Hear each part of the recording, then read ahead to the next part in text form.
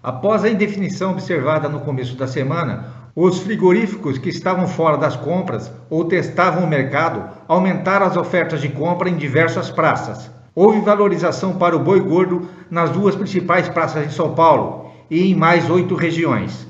As programações de abate em geral têm encurtado. A oferta de animais terminados continua curta. Boa parte dos pecuaristas ainda não retornou aos negócios após o final de ano. No oeste do Rio Grande do Sul, as chuvas têm atrapalhado o transporte de animais, mas isto não gerou alterações nas referências para o boi gordo. No mercado atacadista de carne com osso, a movimentação lenta manteve as cotações estáveis. Os vendedores ainda avaliam a movimentação do final do ano para então definirem as estratégias. As informações são da Scott Consultoria. E para falar sobre o mercado técnico do boi gordo, vamos conversar com Emerson Almeida. Bom dia. Bom dia, Carlos. Bom dia, caros ouvintes. Em relação à cotação do boi aí, comportamento preço técnico BMF, Carlos, a gente, como sempre está com esse parâmetro técnico mesmo, então é bom, como a gente comenta milho, comenta soja, comenta boi e tal, então é bom que a gente faça só uma lembrança, né, do que passou em relação ao comportamento para a gente pegar o fio da meada de novo. Há muito tempo atrás, uma questão de uns 5, 6 meses atrás, a gente tinha identificado tecnicamente, sempre a gente identifica tecnicamente, uma possibilidade de que o boi pudesse sofrer uma movimentação de venda maior, abaixo do nível dos 151,50, 150, 151, e os produtores naquela época, no faro, na sensibilidade de que o mercado exportador para os frigoríficos estava com uma boa perspectiva, acreditavam que o repasse no preço da arroba do boi, para ele, que tivesse boi terminado ali naquele momento entregando no frigorífico, pudesse receber um pouco mais. Porém, o que acontece? Isso se refletiu como expectativa na BMF. Quando chegou na hora de negociar, como sempre, né, o preço começou na BMF, sofreu um movimento de venda e o produtor não acreditar que o preço estava caindo, não queria admitir, não tinha nem questão de acreditar ou não, é questão de entender e admitir que o preço estava no movimento de baixa. E esse preço no movimento de baixa, a gente falava até que se perdesse 150, podia vir até 147 alguma coisa. E o preço veio. Quando chegou 149, todo mundo acreditou que era 145. Aí, Carlos, quando tocou nesse nível de 147, o mercado entrou em pânico. E esse pânico na BMF foi o mesmo pânico aí que os frigoríficos demonstraram em relação a falar, eu não quero mais carne em dezembro. Foi esse impacto que a gente viu aí agora, que você trouxe aí na introdução da notícia aí. Então esse impacto de dezembro que trouxe que, de novo, o produtor esperava um preço melhor no físico, não veio. Porém, o que acontece? Na BMF está dando uma sinalização de que o preço pode melhorar um pouco, Carlos. É estranho, né, Emerson? Mas será a exportação, já que o mercado atacadista está fora, né, das compras, e os frigoríficos estão começando a comprar? Será que o dólar arrefeceu os ânimos para vender na exportação? Boa, Carlos, boa pergunta, boa correlação de pensamento mesmo. Porque justamente o frigorífico ainda percebe que o compromisso com o mercado internacional que ele assumiu, às vezes até vendendo um pouco antecipado, que eu não acredito que não seja a condição do mercado brasileiro aqui, mas às vezes até tem antecipação. Para o cara aproveitar a moeda. Ele vende e se não trava um pouco em bolsa, ele vai aproveitar direto com quem ele está negociando, por exemplo, frigorífico no mercado internacional.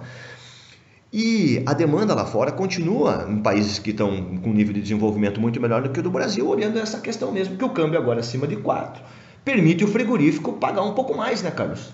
Exatamente, está atrás de matéria-prima, ou seja, boi gordo para exportar, porque tem que aproveitar essa alta do dólar e, consequentemente, fica mais atrativo exportar e já que o atacado não compra, vamos colocar tudo isso no mercado externo, né? Acho que a mentalidade é mais ou menos por aí. No entanto, nós não temos números oficiais esse ano ainda das exportações brasileiras, que deve sair agora nos próximos 15 dias para a gente acompanhar. Mas eu acredito que seja uma demanda boa de exportação, viu, Anderson? E assim, para falar em números, né, Carlos, para falar em números que a gente começou falando daquele nível de que podia vir no 47,70 e tal, e o mercado foi voltando, e ele deu uma sinalização de um movimento de recuperação, quando trabalhou lá no 149,35, 149,50, que ele, depois que ele fez até o 147,70 como mínima, trabalhou lá no 150,15, na verdade, Carlos. Ele saiu de 147,70 e foi buscar a casa dos 150,15, 150,70. Só que o que acontece, quando fez esse nível, o mercado ele já tinha vindo debaixo dos 147,70, então muita gente já desacreditada. Agora, nesse início do ano, ele está com essa projeção, se o mercado ganhar força acima dos 150 na BMF, só que acaba em janeiro agora, final de janeiro.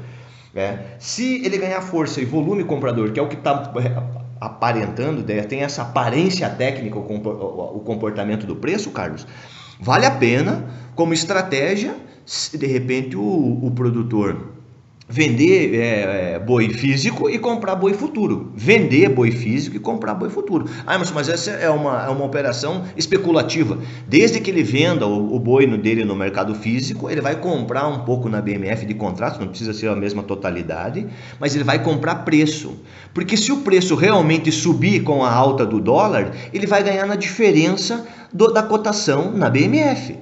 Então, esse é um caso a se pensar. Se o mercado atrelar que o boi na BMF vai subir pela alta do dólar, o mercado sobe mesmo. Então, Carlos, seria um caso a se pensar. Veja bem por que, Emerson.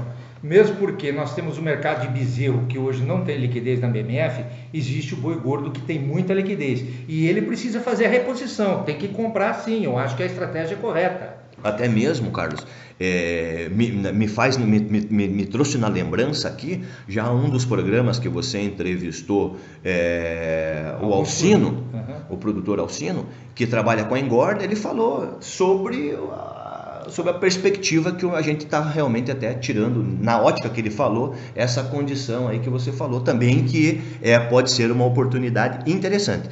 Vamos novamente deixar explicado aqui para o nosso ouvinte. Produtor de boi que acredita que o preço do boi nessa melhorada aí agora, acima dos 150, pode bater e voltar o preço que corresponda no mercado físico e queira vender o boi para o frigorífico, o frigorífico vai abrir a compra agora, ele vai abrir um pouco, só que ele vai controlando o preço. E quiser comprar alguns contratos de futuro para boi janeiro na BMF, que está aí a nível de 149,60, 149,80, principalmente acima de 150, que é onde pode testar lá de novo 150,70, e depois o preço, a justificativa do preço ser, o dólar está aí 4,50, 4,60, não sei se vai acontecer isso com o dólar, mas se o mercado tiver esse comportamento de alta no dólar e reflexo no boi, tá aí uma oportunidade de negócio, Carlos. Seria uma boa oportunidade para ele, porque ele está fazendo a reposição na medida que ele está comprando contratos futuros em arroba na BMF também. Justamente, Carlos, isso aí ainda estende, justamente, muito bem colocado, estende a possibilidade para que ele fale, bom, se eu vou ter que repor o meu boi que eu vendi, se continuar subindo o preço, pelo menos eu posso pagar mais caro no bezerro. Exatamente. Porque eu tô com isso aí, Carlos. Bom, gente, por hoje é só. Lembrando que o nosso e-mail para contato é conversadafazenda@gmail.com. Emerson, obrigado por sua participação. Carlos, então a gente até quer colocar aqui de novo à disposição, né? Quero deixar, como você já deixou o e-mail do Conversa da Fazenda, para que os nossos ouvintes aí mandem as perguntas, mandem as dúvidas, para que a gente possa ser mais direcional, para que a gente vá direto ajudar diretamente o nosso ouvinte. Perfeito. Ok, gente. Uma ótima quinta-feira para todos e a gente volta amanhã nesse mesmo horário. Que assim seja.